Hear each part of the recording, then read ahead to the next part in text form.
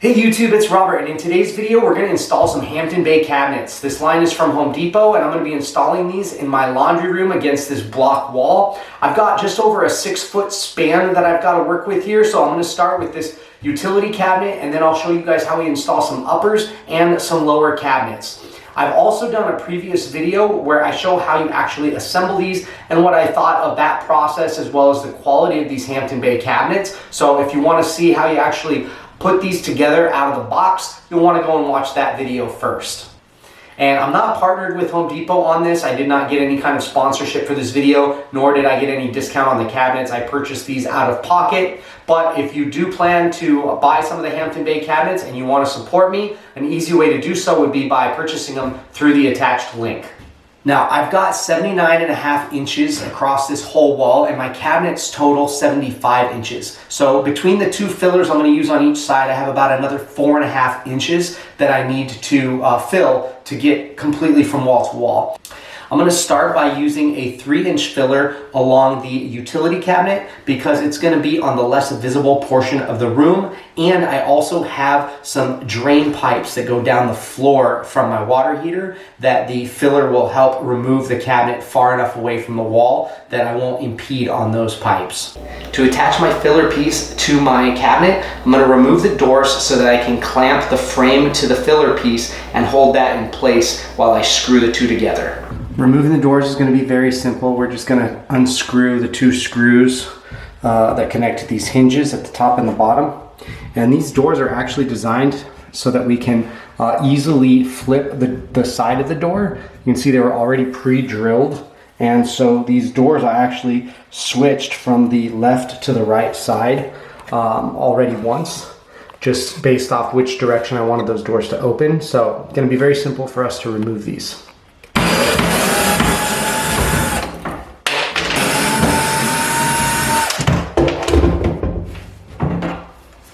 Take the door off and set it aside.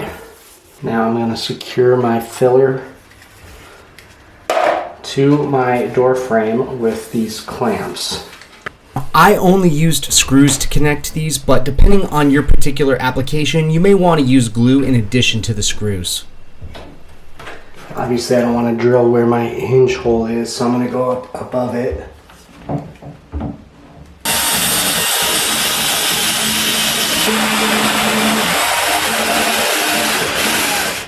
And then we'll drill our first screw in.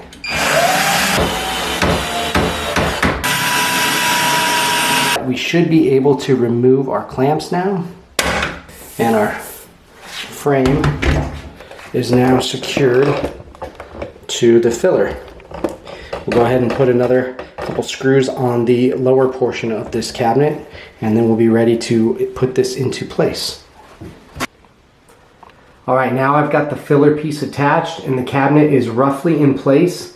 We need to make sure that it is level and that I've got a nice 90-degree between the cabinet and the wall for where my next cabinets will attach. I've got a real nice 90 between the cabinet and the wall.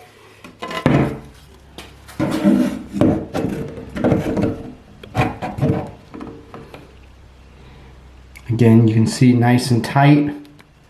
So we're good in terms of our angle, and our cabinet is level, so it's not tilting away or towards the back wall. However, it is slightly unlevel as we move towards the other wall. And so we're going to fix that with some shims on the floor here.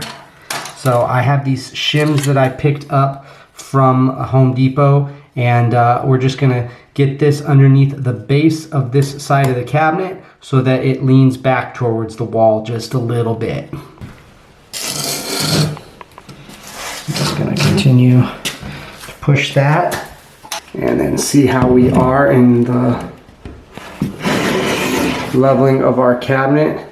You can see that just about got us there. I'm gonna just push it slightly more. Still look good at the front of the cabinet. Okay, so now I'm ready to secure my cabinet to the wall. I've got my hammer drill for this, and I have a special drill bit that I've bought. It's a Tapcon drill bit, and it's specifically designed to go through block, and it also is the corresponding drill bit with the Tapcon screws that I'm going to be using that are also specifically designed for going into concrete or block. We'll use a wood drill bit first just to get through the cabinet box for all of our holes before we switch over to our concrete bit. And I have a link down below for the Tapcon Pro installation kit that will make bolting these just a little bit easier. So I've got my utility cabinet now secured to the wall, and I'm ready to go ahead and move on to my wall cabinets. So my wall cabinets I'm putting up next are 30 inches in height. So I'm going to start from the top of my utility cabinet, and I'm going to measure down 30 inches and mark there. That will let me know where the bottom of my upper cabinets are going to be. I want to know that because I'm going to quickly build a little frame that is going to go on the floor that will support my uppers while I'm actually installing them, and then I won't have to create a cleat for them to sit up on while I'm still having to support it as I install those cabinets in. There's a couple different ways that we could go about this. We could use a cleat to set our wall cabinets onto while we install them. There's also actually cabinet like stilts that you can purchase that are designed to support the wall cabinet while you're hanging it, so that you don't have to have more than one person. This is something you can do on your own, but we're just going to be giving ourselves something for the wall cabinets to sit on while we install them. So I make my mark, 30 inches from the top of my cabinet. So measuring from the floor, I'm at 54.25. So that will be the height that I make my little support frame for my wall cabinets to sit on while I install them. So this isn't pretty, but it's just a very simple little stand so that I can put my upper cabinets on here, and I don't have to drill additional holes into the block with a cleat that ultimately would be exposed, and I would want a patch, or I would still have some holes showing underneath the cabinets where I installed these.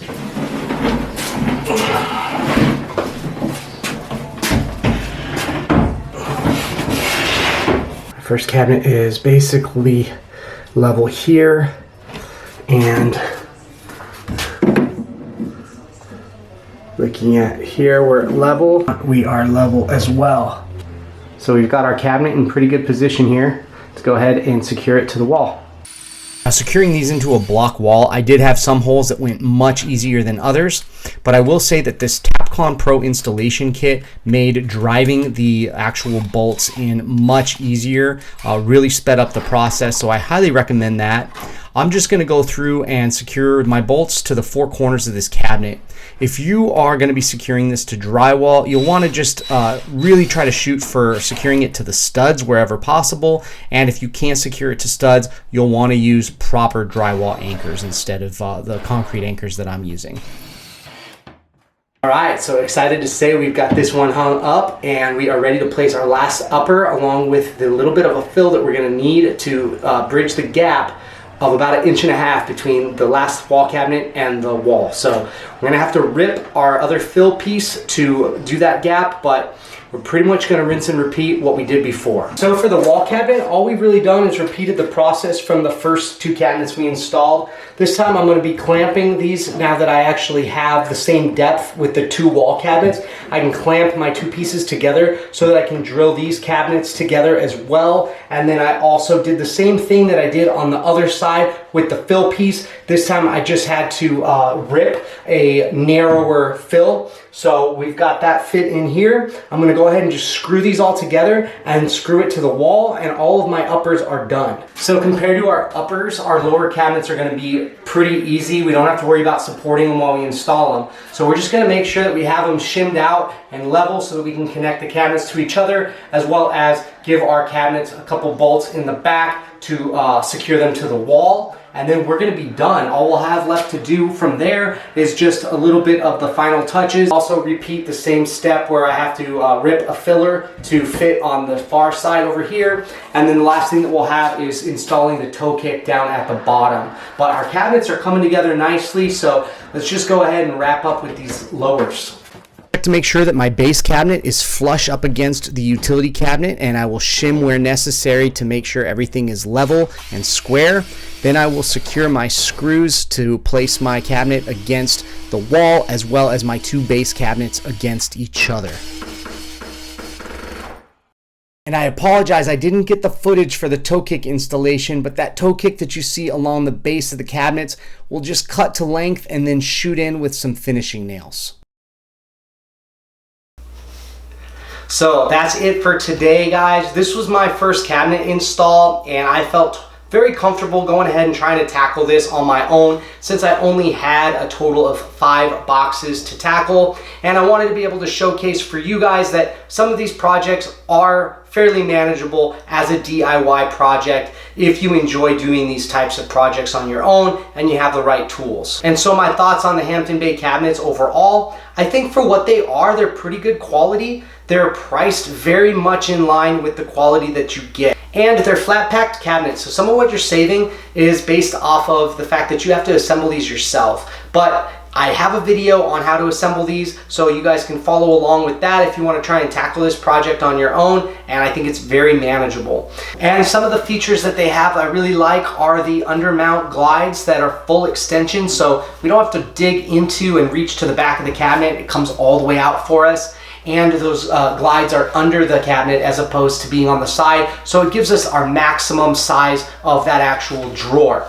I also like that the drawer is cushion closed as well as the doors being cushion closed. And if you'd like a shaker style door and a basic painted cabinet, whether that be white or even something like I did with this green, and you don't need anything real customized, then this could be a feasible option for you. So if you guys have any other questions on the Hampton Bay cabinets or the installation process of this video, I'd love to hear about that down in the comments below. Let me know what your overall thoughts are on how this turned out. And if you've installed these and you did anything a little bit differently from how I did, share that down in the comments so that other people watching this video might be able to get some additional advice down there. If you guys found this video helpful, the biggest thing you can do for me is to hit that thumbs up button. That's a huge help for my channel and getting this video in front of other people that might benefit from it. Again, my name's Robert and I'm here to help with all your remodeling needs. So until next time, happy remodeling and have a great day.